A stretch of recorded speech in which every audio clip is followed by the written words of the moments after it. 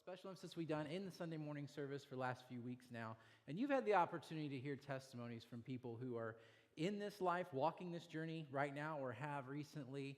And what our prayer is that God would just use this to continually stir our hearts towards what he would call us to do, and specifically how he would call us to act in being involved in this fostering and adoptive world. So today we've invited Renee Lane to come and share with us. Would you welcome her with me this morning? Everybody give your love and support. And Renee today is specifically going to be sharing about an organization, about actually an opportunity that all of you could have called CASA. So we are so glad you're here with us this morning, Renee, and thank you so much. And so I'm going to turn it over to you and let you share with us this morning. Good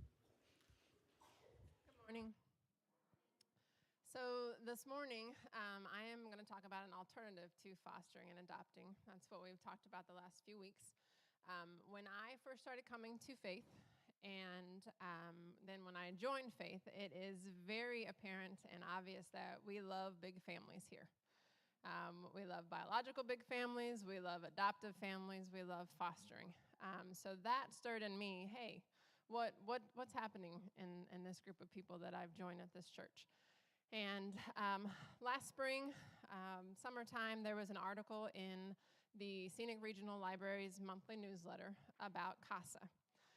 CASA stands for Court Appointed Special Advocate. It's a lot of words, and it took me a while to remember, and I even looked it up again to make sure I was telling you guys the exact words. So Court Appointed Special Advocate. I read this article, and again, God was using that article to stir in my heart, hey, this is something that maybe you should become involved in.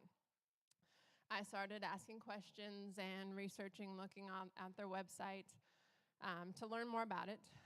My husband was not a proponent of me looking into this.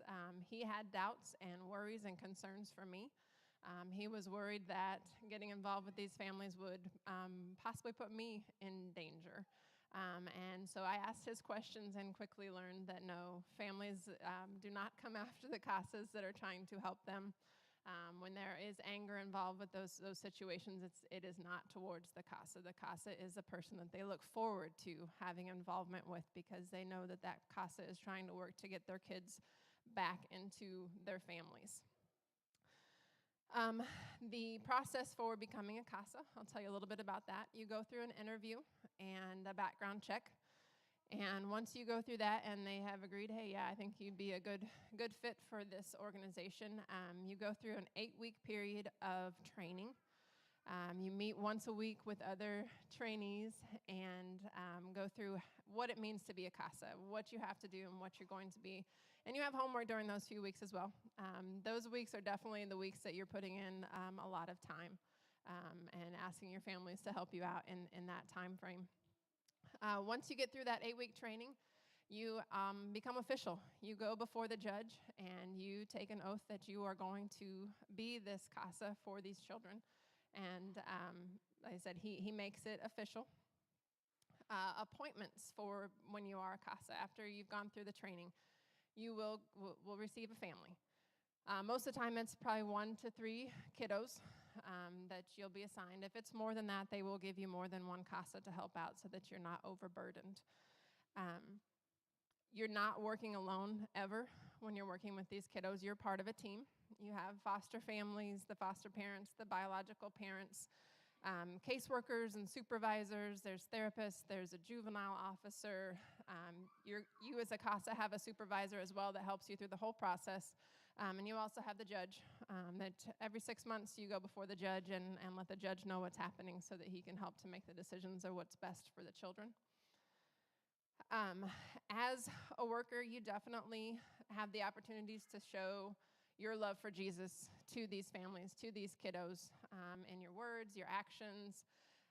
The families and the children that are in the foster program are very vulnerable and trusting. They have to let you into their homes. It's not a choice, but they have to be open and show you their lives. It's not going to be what you're used to, and that's okay.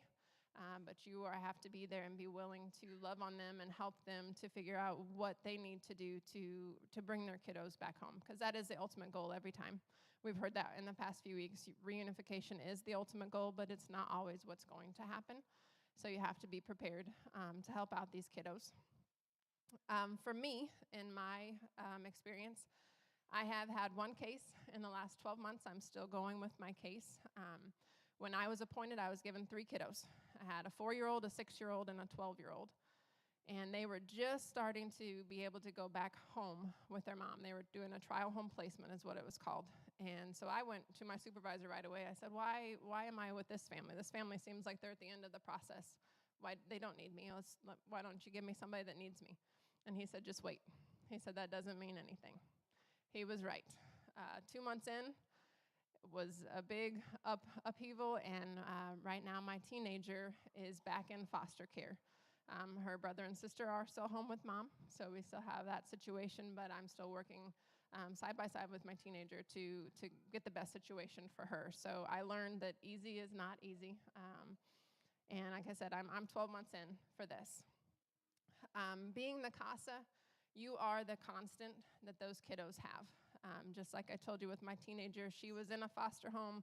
She moved to a different foster home. She moved back in with mom for a while. Now she's in another foster home.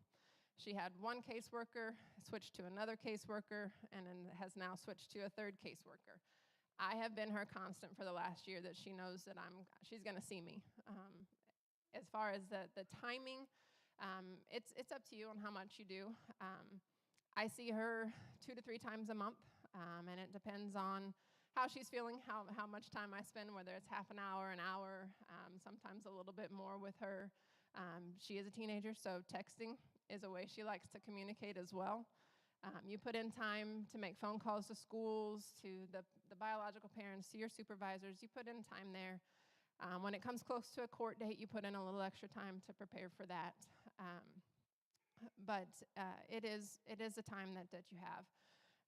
If you are considering this, but you feel, hey, I've been stirred by this fostering and adopting, and man, that's a lot of time and effort and commitment, and I don't know that my home's ready for that. That's kind of where I was.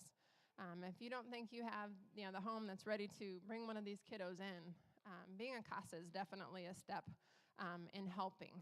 There are lots of kiddos that need help, and you can go out into these homes and help these kiddos. Even if you have limited time, limited space, there's a spot. So if any of you have questions, I would love to talk with you to let you know more about what I've gone through and what you could become a part of as well.